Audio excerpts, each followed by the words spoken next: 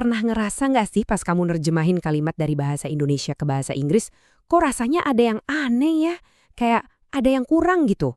Nah, hari ini kita bakal nemuin jembatan yang hilang itu. Sebuah kata kerja yang kelihatannya sepele, tapi ternyata kekuatannya luar biasa.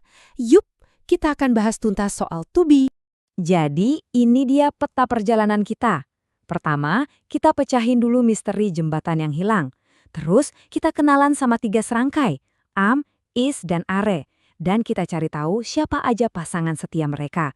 Kita juga bakal bongkar kode rahasia ANA, belajar cara ngerangkai kalimat, dan yang paling penting, langsung kita coba praktek. Udah siap? Yuk, kita mulai. Oke, kita mulai dari pertanyaan dasarnya dulu. Kenapa sih bahasa Inggris itu butuh satu kata tambahan yang bahkan nggak kita pakai sama sekali di bahasa Indonesia? Disinilah letak kuncinya. Coba deh lihat ini. Kalau di bahasa Indonesia, kita bilang saya lapar, itu udah sempurna kan? Nggak ada yang kurang.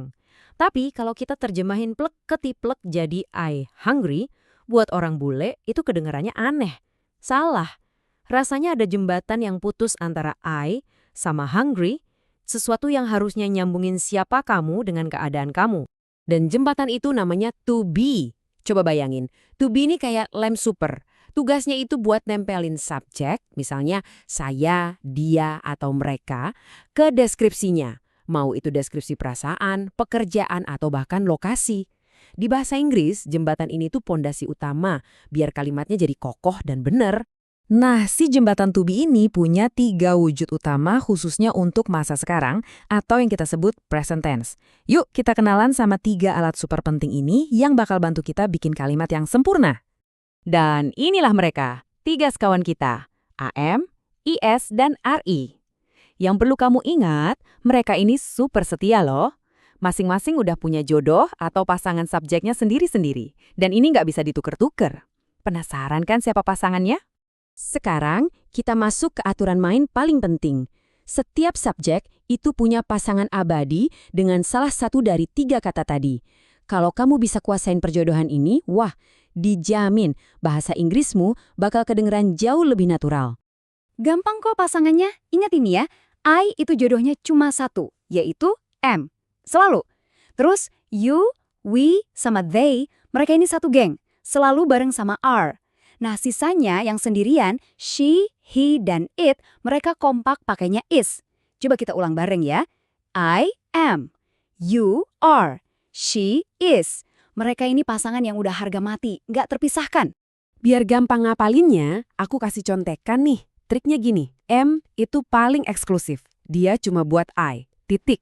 Terus is itu dipakai kalau subjeknya cuma satu, alias tunggal. Satu orang, satu benda, satu hewan, pokoknya satu. Nah, kalau are itu buat yang rame-rame, yang lebih dari satu atau jamak. Oh, dan satu lagi, are juga dipakai buat you. Mau you-nya satu orang atau banyak orang, tetap pakainya are. Oke, kita udah tahu pasangannya siapa aja. Tapi pertanyaannya, kapan tepatnya kita harus pakai mereka? Nah, ini dia kode rahasia yang bakal jadi pemandu kamu. Namanya ANA. 3 huruf ini bakal jadi GPS kamu biar nggak salah jalan. ANA itu singkatan dari apa sih? Gini, A yang pertama itu adjective atau kata sifat. Contohnya happy. N itu noun atau kata benda. Contohnya a doctor. Dan A yang terakhir itu adverb of place alias keterangan tempat. Contohnya at home. Jadi simpelnya gini, kalau setelah subjek kamu nemu salah satu dari 3 hal ini, boom, disitulah kamu harus panggil si to be. Contohnya, he is happy, they are doctors, she is at home. Gampang kan? Sekarang dengerin baik-baik. Ini ada satu aturan emas, dan ini adalah jebakan yang paling sering bikin orang salah. Jangan pernah, sekali lagi ya, jangan pernah pakai to be kalau di kalimat itu udah ada kata kerja aksi lain dalam bentuk dasarnya. Jadi bilang I'm eat rice itu salah besar. Kenapa? Karena am itu udah kata kerja, eat juga kata kerja. Mereka nggak bisa tampil barengan di satu panggung simple present. Ibaratnya dalam satu kerajaan, rajanya cuma boleh ada satu. Jadi cukup katakan I eat rice. Simple kan? Oke, aturan mainnya udah kita pegang semua. Sekarang, waktunya berkreasi.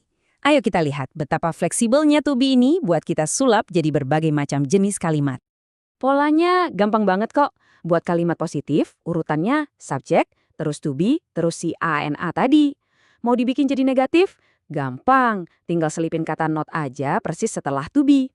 Nah, kalau mau nanya, lebih gampang lagi. To be-nya tinggal digeser ke paling depan. Udah gitu doang. Kita coba pakai contoh ya. Kalimat positifnya, you are my best friend. Strukturnya pas, you sebagai subjek, are sebagai to be, dan my best friend itu masuk kategori noun. Terus gimana cara bikin negatifnya? Tinggal tambahin not aja. Jadi, you are not my best friend. Kalau dalam percakapan sehari-hari, biasanya ini disingkat biar lebih gaul. Jadi, you aren't my best friend. Nah, buat nanya, kita tinggal putar balik aja posisinya. Are pindah ke depan. Jadinya, are you my best friend? Tuh, lihat kan? Cuma dengan geser-geser dikit, kita bisa bikin 3 jenis kalimat yang beda. Oke, teorinya udah cukup. Sekarang waktunya pembuktian. Yuk kita langsung asah pemahaman kamu dan buktikan kalau kamu udah siap pakai jembatan baru ini. Siap? Oke, soal pertama. Gampang nih. Coba isi bagian yang kosong ya. The cat blank blank blank under the table.